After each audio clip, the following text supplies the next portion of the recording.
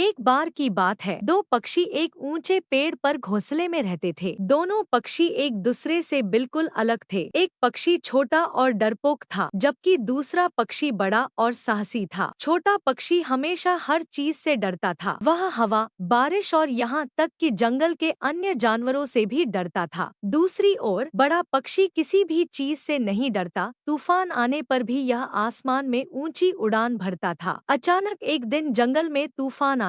बहुत तेज हवा चल रही थी और बारिश भी हो रही थी।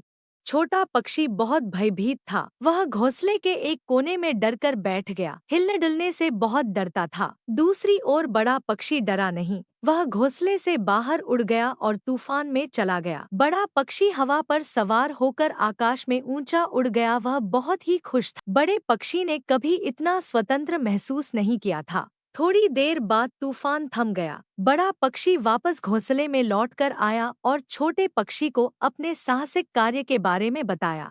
छोटा पक्षी चकित रह गया। उसने कभी सोचा भी नहीं था कि तूफान में उड़ना इतना मजेदार हो सकता है। छोटे पक्षी ने बड़े पक्षी से उसे तूफान में उड़ना सिखाने को कहा। बड़ा पक्षी सहमत हो गया और दोनों पक्षियों ने एक साथ तूफान में उड़ने का अभ्यास किया। आखिरकार छोटी चिड़िया के अंदर जो डर था वो साहस में बदल गया। तूफान आने पर भी यह आसमान में ऊंची उड़ान भर सकता था।